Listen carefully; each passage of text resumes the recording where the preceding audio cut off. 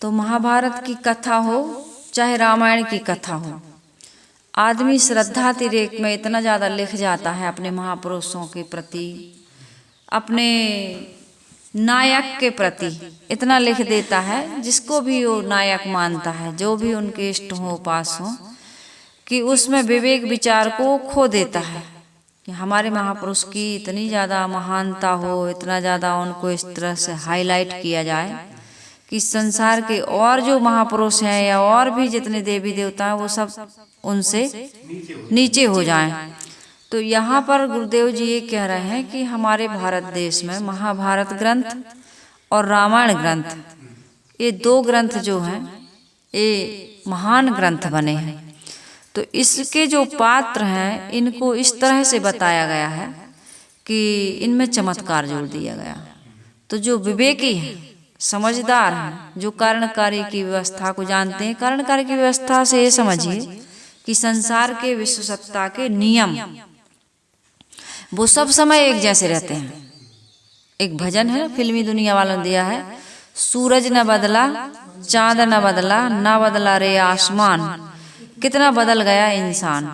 इंसान के भाव बदलते हैं क्योंकि इंसान बदलते रहते हैं, लेकिन ये प्रकृति कभी बदलती नहीं। हाँ, 6 ऋतुओं का परिवर्तन जो हो रहा है इसको बदलना नहीं, ये तो नियम से बदल रहा है, ये तो बदलेंगे ही, ये नियम के अंतर्गत आता है, इसको बदलाव नहीं कहते, ये नियम है। तो वो जब नहीं बदले, तो जैसे आज बच्चे पैदा होते हैं, जैसे आज कारण कार्य की व्यवस्था चल रही है, कोई चमत्कार नहीं हो रहा है। हाँ, भटकाने वाले तो आज भी चमत्कार बता रहा है, लेकिन जितने लोग चमत्कार बताते हैं उनके जीवन में खुद अंधकार है, वो खुद भटके हुए हैं, खुद उनकी क्या क्या दुर्दशा हो रही है। वो चमत्कार फिर उनके जीवन में काम नहीं करता जो भक्तों के लिए वो चमत्कार जोड़ा करते हैं।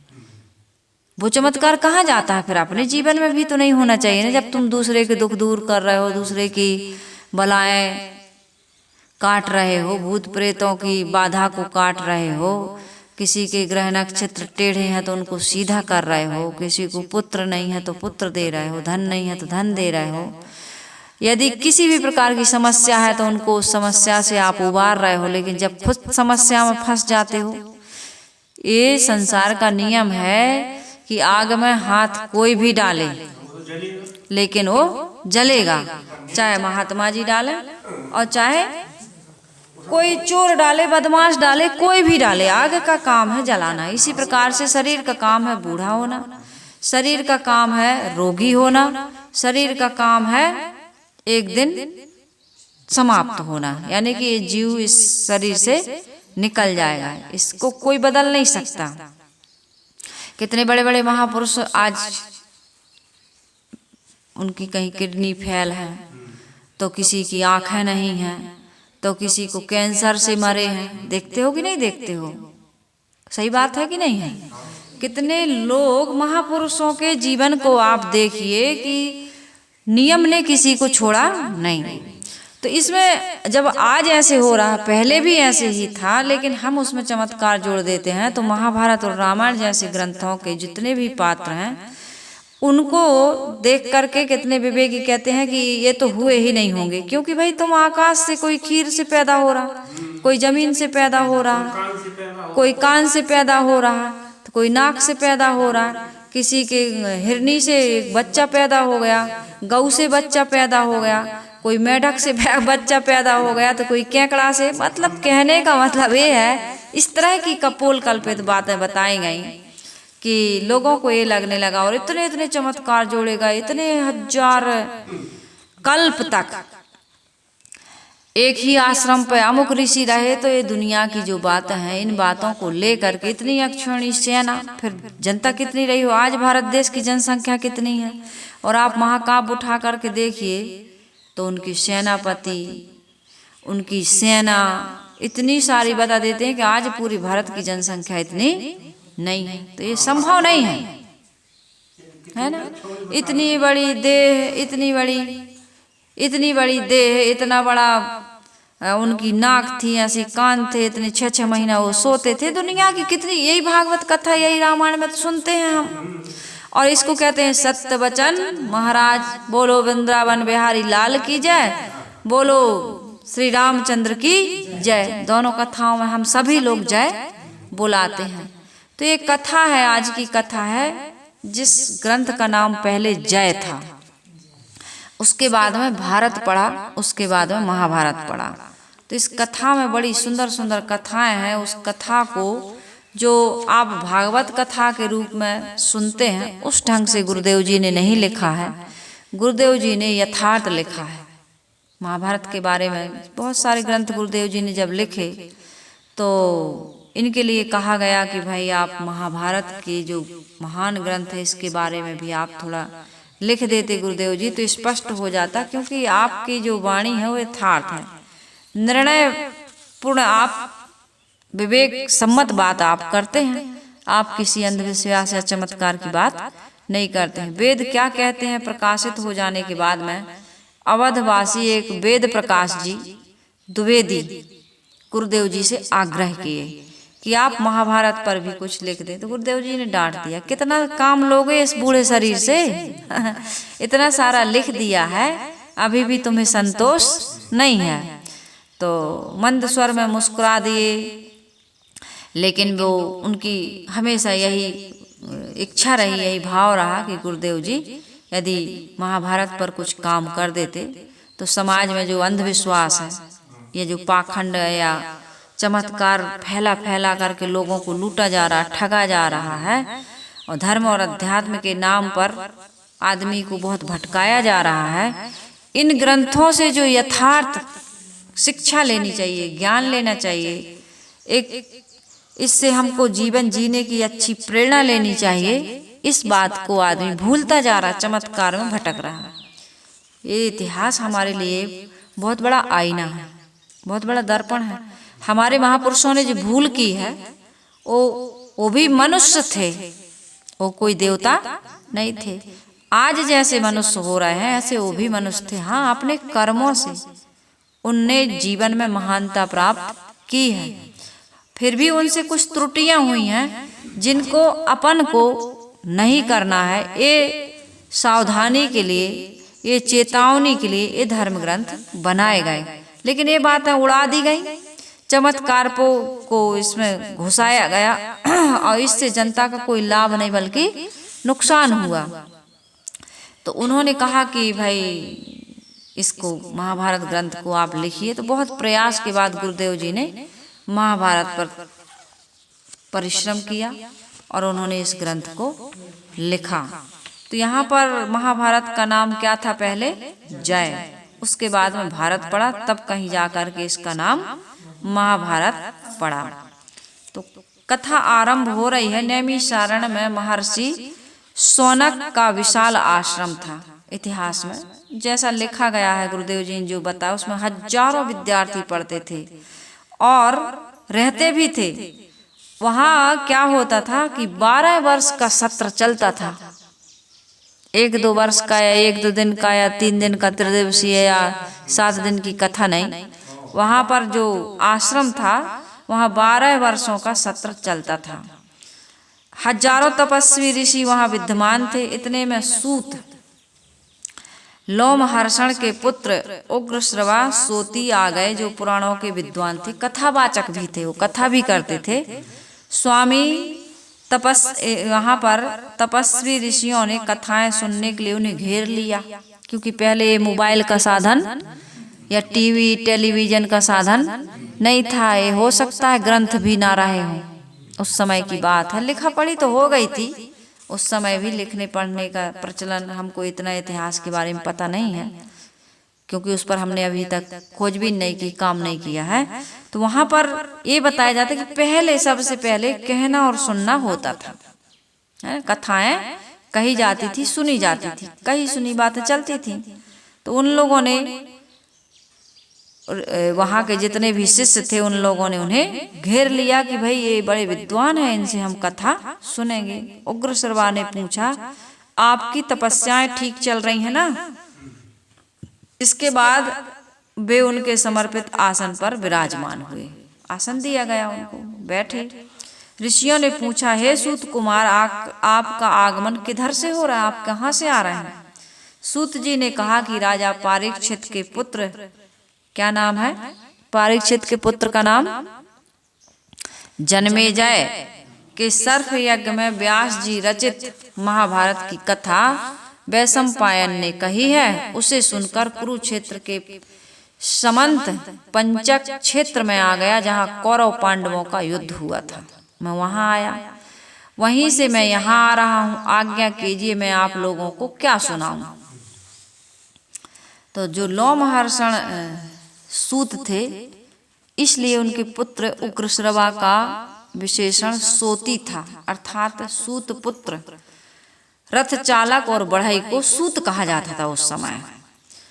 और जो वर्णवादियों के अनुसार उनको क्या कहा जाता था? शूद्र। जो वर्ण व्यवस्था को मानते हैं वो शूद्र कहते थे, लेकिन उस समय में जो बढ़ई का काम करता था, रथ चलाता था, उसको सूत कहा जाता था।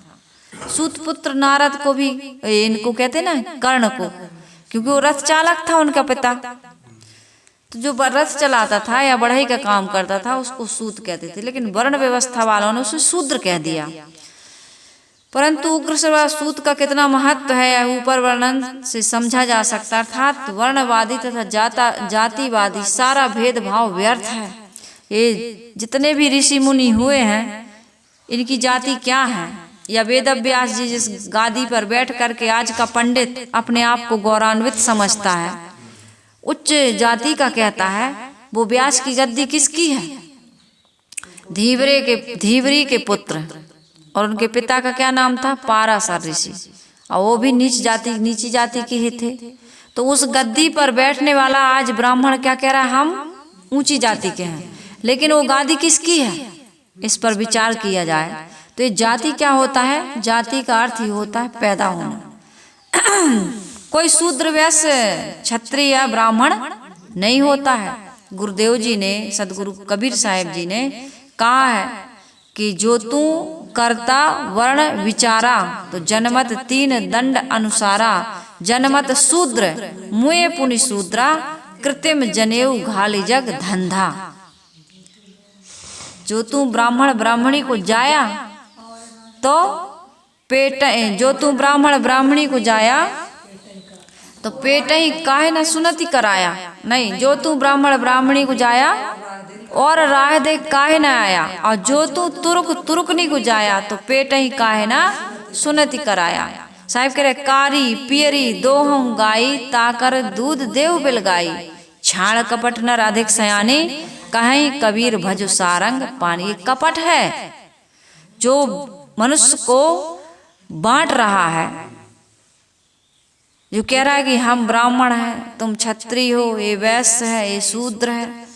छुआछूत की भेद भावना जो पैदा कर रहा है, उसको सदगुरु कबीर साहिब जी लताड़ रहे हैं, फटकार रहे हैं कि तुम्हारी आंखें फूट गई क्या? कोई व्यक्ति जन्म से कोई डंडा लेकर नहीं आता, कोई मेखला लेकर के नहीं आता, कोई जनेऊ लेकर नहीं आता, कोई खतना करा कर नहीं आता, कि आता है? किसी अलग रास्ते से नहीं आता है।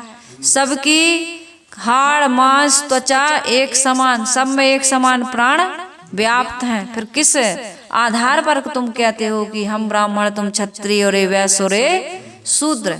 ये छूने के लायक नहीं है। आज समाज का जितना उद्धार किया है नीची जात वाले ने किया। सारे कार्य, सेवा के कार्य कौन करते हैं? ये वैश्य और शूद्र करते हैं। ब्राह्मण ने क्या काम किया? विद्या दे रहे हो, लेकिन ऐसी विद्या देते हो। अपने सारे अच्छे पढ़ने का, लिखने का, पूजा का अधिकार किसने ले लिया? ब्राह्मणों ने। और इनको क्या बना दिया? मजदूर, श्रम करने वाले, श्रमिक बना दिया।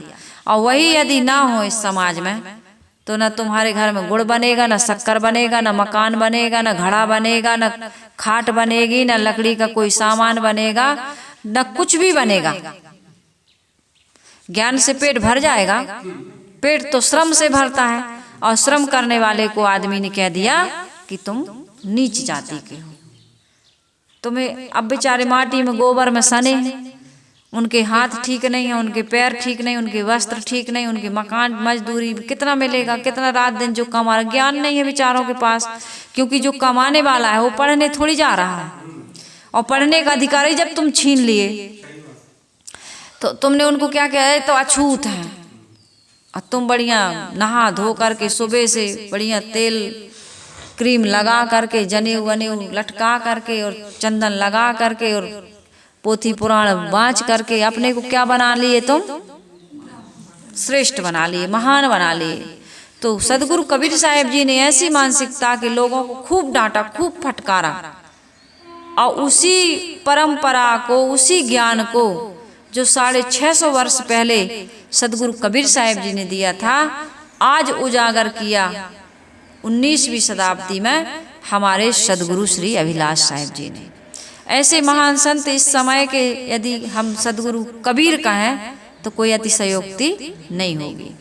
उन्होंने इतना जीवन भर सत्य को प्रकट करने के लिए, सत्य को समाज तक लाने के लिए जो परिश्रम किया, सदगुरु श्री अभिलाष साहब जी ने मानव समानता का, मानव एकता का, अंधविश्वास का खंडन, चमत्कार का खंडन, जातिगत भेदभाव, सारे स्त्री पुरुष में जो भेदभाव, आज जो ब्रह्मचारिणियों की, साध्वियों की जो संख्या देख रहे हैं हम और आप, जो साध्वियां मंच पर से बोल रही हैं, दहाड़ रही हैं, लोगों के बीच जाकर कबीर साहब के विचारों का प्रचार प्रसार कर रही है, किसकी देन है, सदगुरु श्री अभिलाष साहब जी की।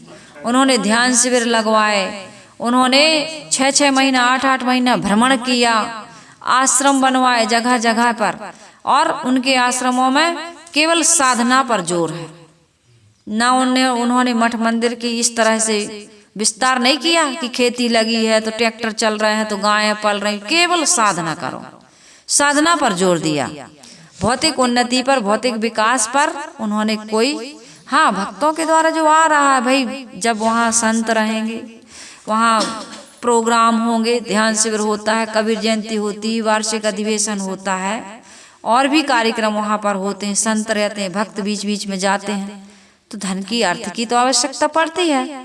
तो भक्तों ने जो स्वेच्छा से दिया उसको स्वीकारा गया, और आज प्रीतम नगर में या कबीर नगर में 2 आश्रम बने। पहले तो प्रीतम नगर की स्थापना हुई, फिर अब वहाँ जगह कम पड़ी, पहले तो छोटे से ही शुरुआत होती है, फिर कबीर नगर वहाँ बनाया गया। गंगा एक धारा फूटी है उसके किनारे पर, यादवपुर के पास, वहाँ पर कबीर नगर आश्रम की स्थापना हुई। तो गुरुदेव जी ने जो काम किया, मैं कह रही थी, जो कचरा आ जाता है ना हमारे घर में या हमारे शरीर में या हमारे कपड़ों में, हमारे बरतने वाले सामान में मिस्टेक आ जाती है, गड़बड़ी आ जाती है, तो उसको ठीक करते हैं ना, रिपेयरिंग करते हैं, रोज नहाते हैं, रोज झाड़ू लगाते हैं, रोज कपड़ा धोते हैं, हमारे उपयोग के जितने पात्र हैं सबको साफ स्वच्छ रखते हैं, कोई वाहन हो, कोई भी चीज उपयोग की। इसी प्रकार से गुरुदेव जी ने जो समाज में कचरा आ गया, जो लोगों के विचार में कचरा आ गया, जो आचरण में कचरा आ गया, जो अध्यात्म के क्षेत्र में कचरा आ गया, धर्म और अध्यात्म के क्षेत्र में, उसको सदगुरु श्री अभिलाष साहब जी ने ऐसा बोहारा, ऐसा बोहारा। आज सदगुरु अभिलाष साहब जी के जो भी प्रवचनों से परिचित होंगे या गुरुदेव जी से जुड़े हुए तो अब सब सयाने हो गए, लेकिन आज भी कोई सदगुरु अभिलाष साहब सर्च करे यूट्यूब पर तो उनके प्रवचनों की भरमार है। उसको जो सुन लेगा तो उसके जीवन की सारी भ्रांतियां दूर हो जाएंगी और उसके जीवन का दुख भी दूर हो जाएगा। ये 100% गारंटी है, इसमें कोई संदेह की बात नहीं है। तो यहाँ पर मैं ये बता रही थी कि सूत किसे कहते हैं, जो रथ चलाता है, उस समय की बात बता रही, जो रथ चलाता है और जो बढ़ई का काम करता है उसको सूत कहते थे। लेकिन ये वर्णवादियों ने क्या कर दिया, शूद्र बना दिया सूत को, कर्म करों को अछूत कह दिया, ये छूने के लायक नहीं है। तो यहाँ पर जितने भी ऋषि मुनि हुए हैं अधिकतम वो शूद्र ही थे, तो फिर उनके ग्रंथों को क्यों पढ़ते हो, उनकी गद्दी पर क्यों बैठते हो? तुम अपनी अलग से गद्दी बना लेते, अलग से ग्रंथ बना लेते। ऐसे ऐसे इन्होंने तोड़ मड़ोड़ करके समाज को ऐसा विखंडन किया कि आज भी उस दुर्भावना से कहना चाहिए। और दुर्भावना ऐसी, गुरुदेव जी कहते थे कोई जाति पूछे तो इससे बड़ा पापी नहीं है। कोई मनुष्य को यदि नीच दृष्टि से देख रहा है, हे दृष्टि से देख रहा है, उसका शोषण कर रहा है, उसे जाति के नाम पर या चमत्कार के नाम पर किसी भी प्रकार से उसको छला जा रहा है, उसके साथ दुर्व्यवहार किया जा रहा है, तो महापापी आदमी है। इससे बड़ा पापी संसार में कोई नहीं होगा। गुरुदेव जी के आश्रम में अभी भी पत्थर पर लिखा है, वहां पर बिल्कुल जैसे ही प्रवेश करते हो कि यहाँ पर कोई जाति पूछना नहीं है, जाति पूछना पाप है, सबके साथ एक जैसा व्यवहार करो। तो यहाँ मैं ये कह रही थी कि ऋषियों की जिज्ञासा और उत्तर पर मैं थोड़ी चर्चा करूं कि ऋषियों ने सूत जी से कहा कि हम लोग महाभारत की कथा सुनना चाहते हैं। जितने भी वहाँ ऋषि थे हजारों, तो उन्होंने क्या कहा कि हम महाभारत की कथा सुनना चाहते हैं। इस किसके आश्रम की बात हो रही है? महर्षि शौनक के आश्रम में हजारों विद्यार्थी हैं। वहाँ 12 वर्ष की वहाँ पर शिक्षा होती है। वहाँ पर कौन चले गए? सूत जी महाराज। तो उनसे कहा कि हम लोग महाभारत की कथा सुनना चाहते हैं। सूत जी ने सृष्टि उत्पत्ति से कथा आरंभ की, है ना। सृष्टि का उत्पत्ति कैसे हुई, ये संसार कैसे बना, नाम रूप का भान उस समय नहीं था। समझिए, अब थोड़ा सा इसमें विवेक की आवश्यकता पड़ेगी आप लोगों को, क्योंकि ऐसी ही कथाएं चलती हैं समाज में। तो इस ग्रंथ में जो समाज में चल रहा वो भी बताया गया है, और जो यथार्थ है बाद में उसके बारे में भी बताया गया है। तो आज छोटी सी चर्चा करेंगे हम, करीब आधा या 40 मिनट, 30 मिनट या 40 मिनट की चर्चा होगी आज की। तो मैं ये कह रही थी कि जब उन्होंने कहा कि हमें महाभारत की कथा सुननी है सूत जी से, शौनक जी के आश्रम में, तो सूत जी ने कहा कि मैं उस समय से तुम्हें महाभारत की कथा सुनाता हूँ जिस समय सृष्टि की उत्पत्ति नहीं हुई थी। अभी सृष्टि उत्पन्न कैसे हो रही है? तो वो बता रहे हैं कि उस समय नाम रूप का भान नहीं था, प्रकाश नहीं था, केवल अंधकार था। केवल अंधकार के अलावा और कुछ भी नहीं था। उस समय बहुत विशाल अंडा प्रकट हुआ। ये अंडा कहाँ से प्रकट हुआ अभी इसकी चर्चा नहीं होगी। यही बताया जाता है सृष्टि के आरंभ में कुछ भी नहीं था, नाम रूप की चर्चा नहीं थी, केवल अंधकार था। एक अंडा जो विशाल अंडा था वो प्रकट हुआ, जो सृष्टि का बीज था। इसी अंडा से ही सृष्टि बनी है। फिर अंडे में ज्योतिमय ब्रह्म प्रविष्ट हुआ। वो ब्रह्म कहाँ से आया? ये अंडा कहाँ था आज तक?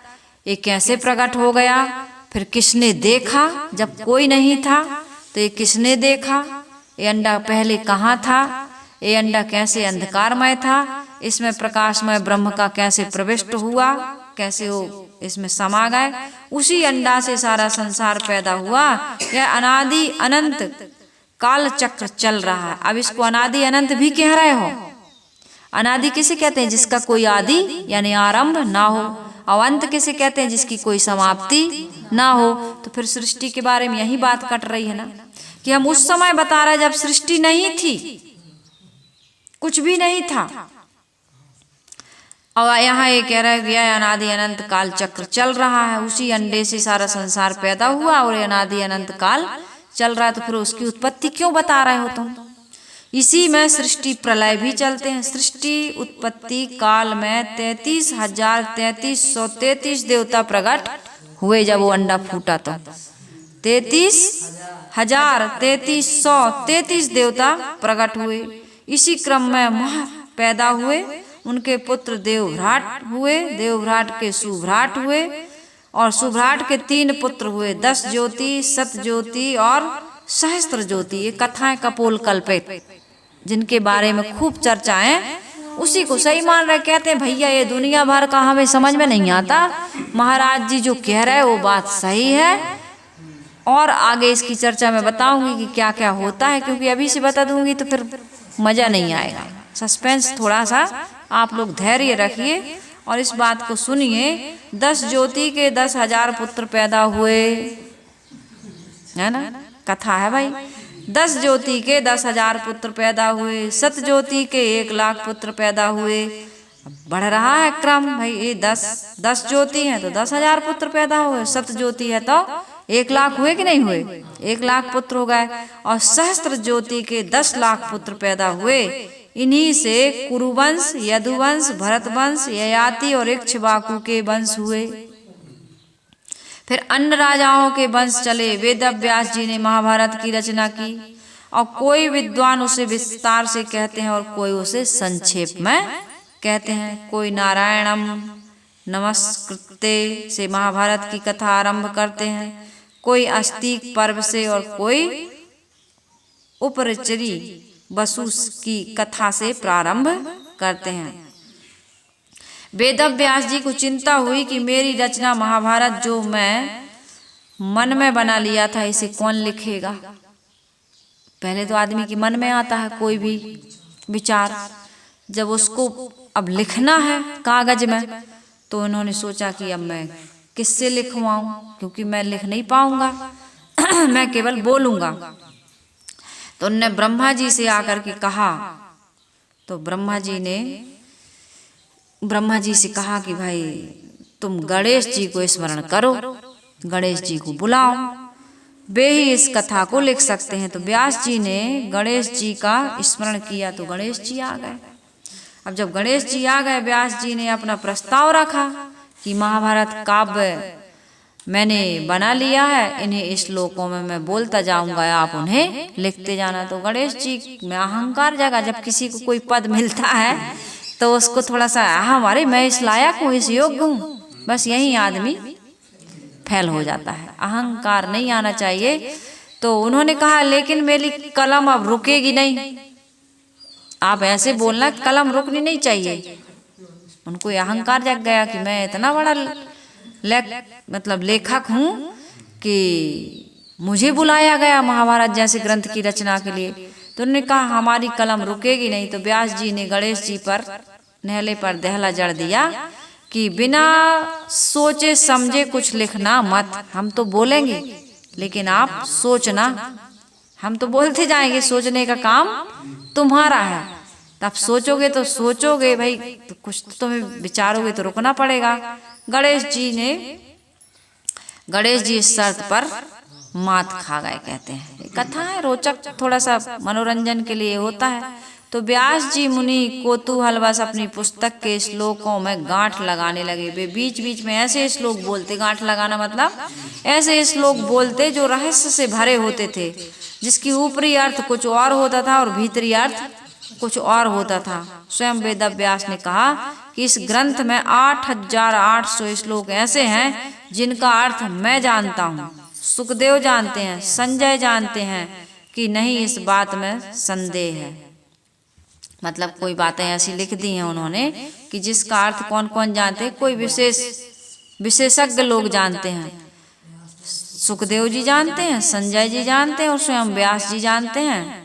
संजय जानते हैं कि नहीं, इस बात में संदेह है।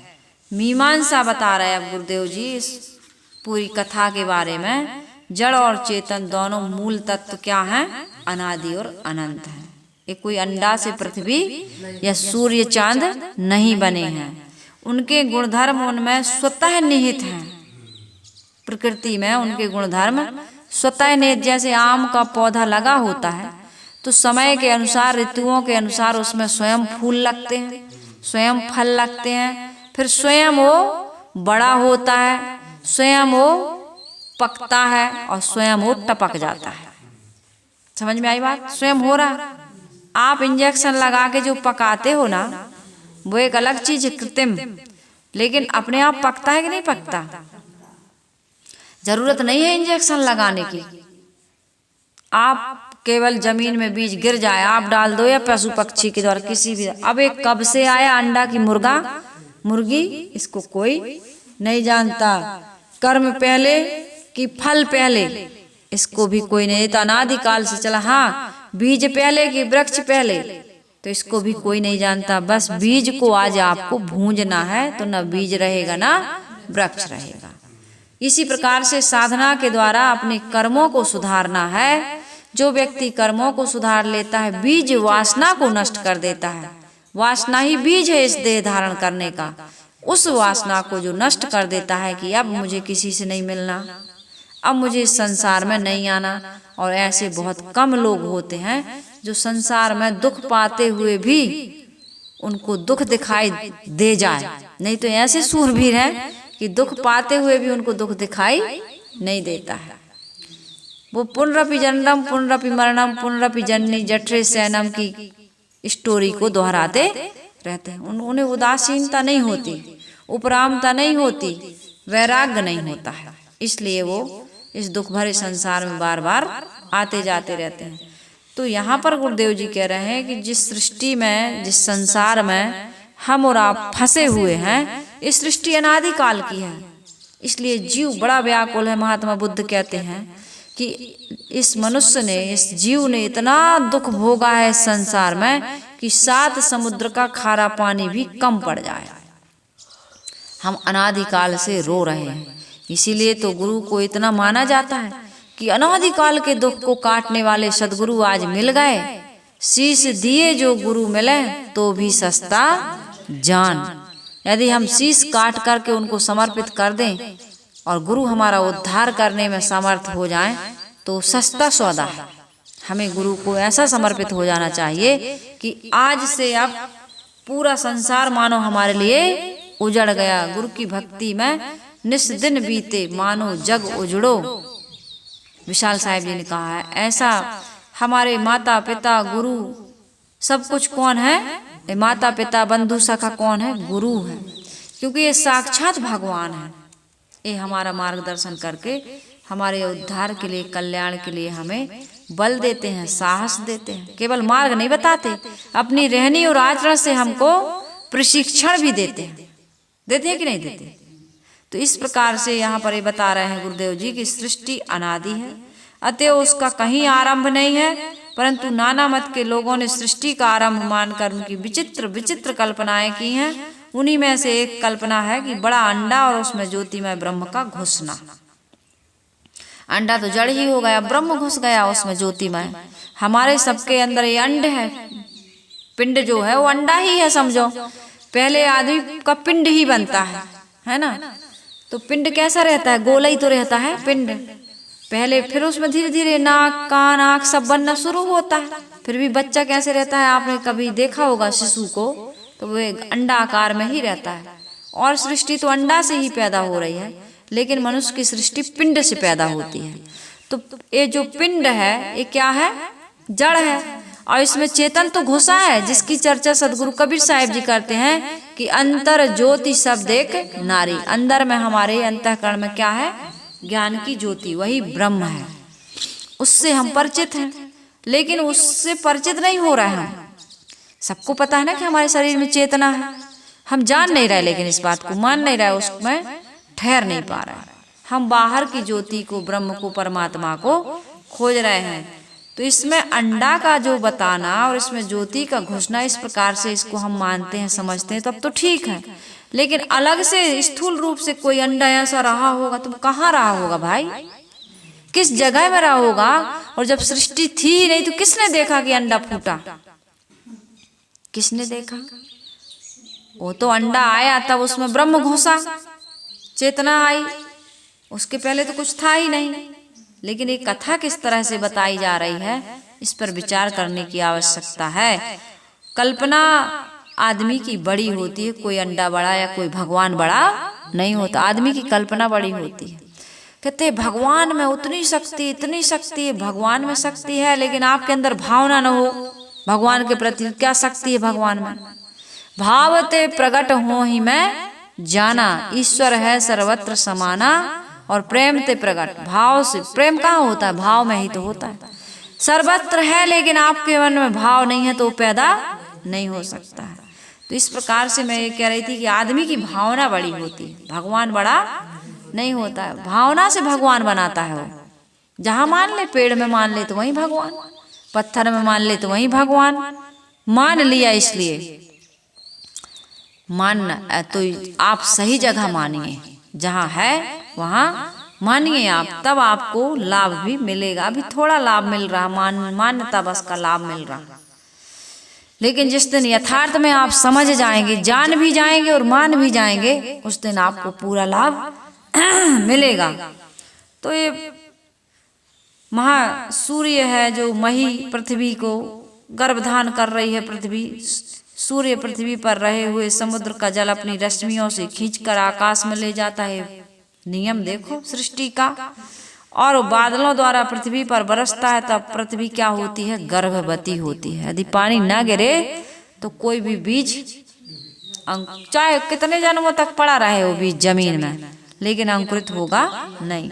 अन्न, फूल, फल, वनस्पतियां, रत्न आदि पैदा करती है। इन्हीं का सेवन करके प्राणी की सृष्टि चलती है। ये पूरे सृष्टि कहाँ से चल रही है? ये प्रकृति से चल रही है, उसी को सृष्टि। सुभ्राट के 3 पुत्र 10 ज्योति, सतज्योति और सहस्त्र ज्योति से क्रमशः 10,000, 1 लाख, 10 लाख पुत्र होना केवल बालकों की कल्पना है।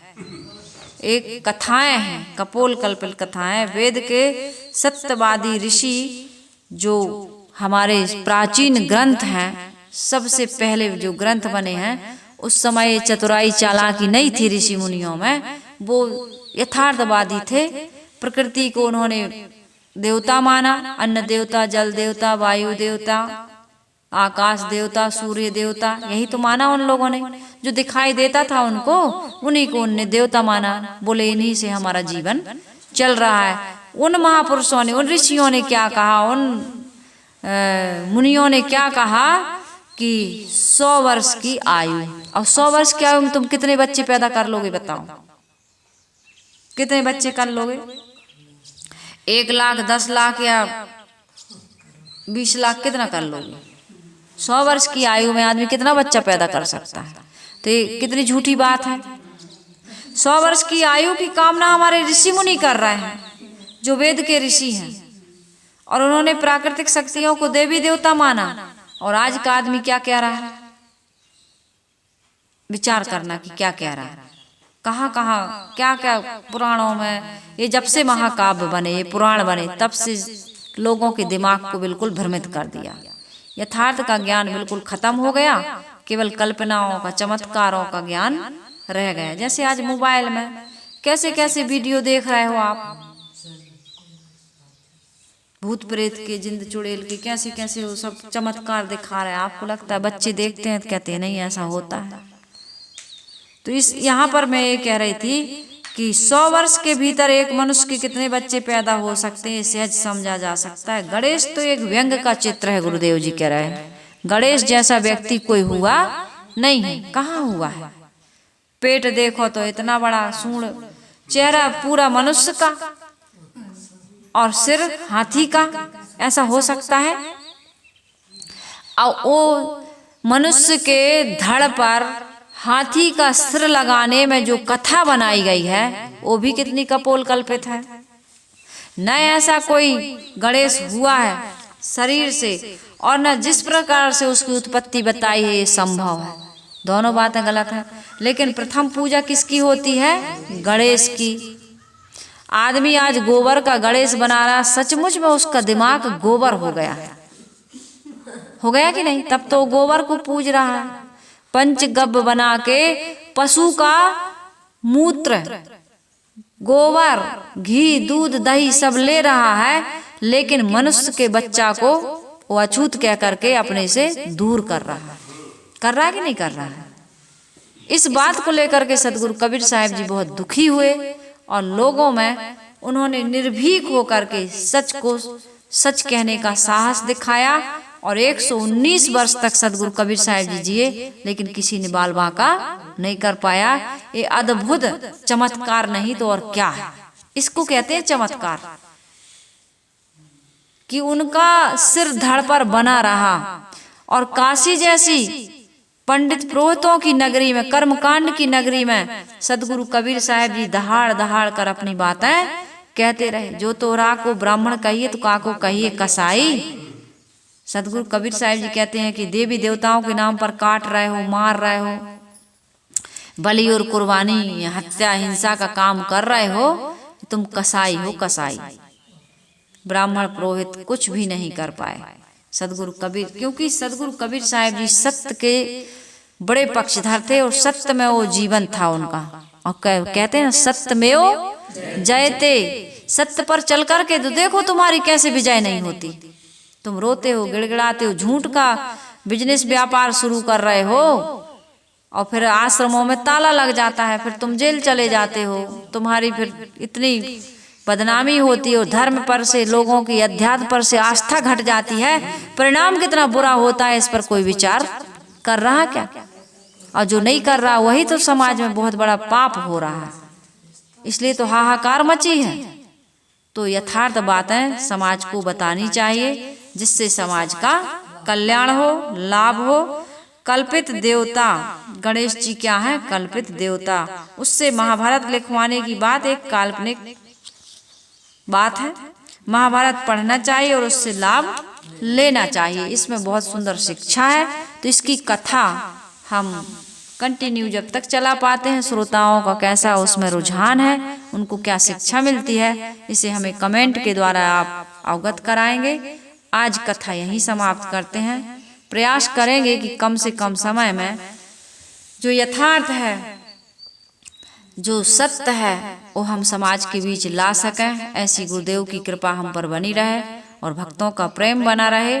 तो कबीर आश्रम देवरी चैनल आप सबके बीच सत्य को उजागर करता रहेगा और आपके जीवन में खुशियां और प्रसन्नता भरता रहेगा। इन्हीं आशा और उम्मीद के साथ सभी के जीवन की मंगल कामना करते हुए आइए हम सभी लोग गुरु वंदना कर लेते हैं। वंदन है गुरुदेव तुमको, वंदन है गुरुदेव, वंदन है गुरुदेव तुमको, वंदन है गुरुदेव। काल जाल के फंदा भारी, काल जाल के फंदा भारी, परख लखायो भेव तुमको, परख लखायो भेव तुमको।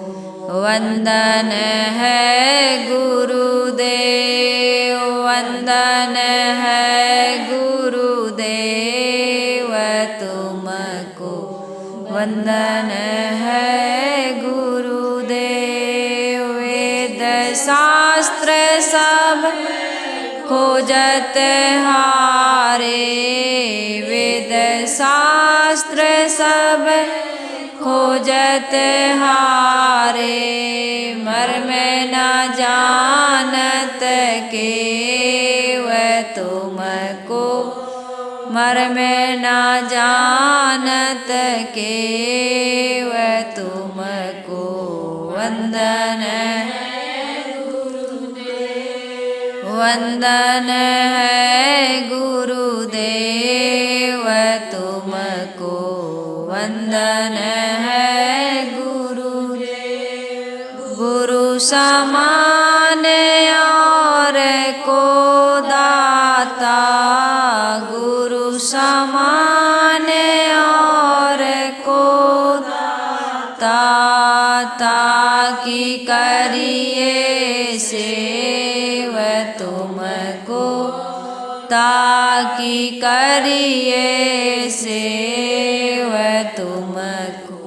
वंदन है गुरुदेव, वंदन है गुरुदेव तुमको, वंदन है गुरुदेव। साहिब कबीर अभय पद दाता, साहिब कबीर अभय पद दाता, पूरण परख समेव तुमको, पूरण परख समेव तुमको। वंदन है गुरुदेव, वंदन है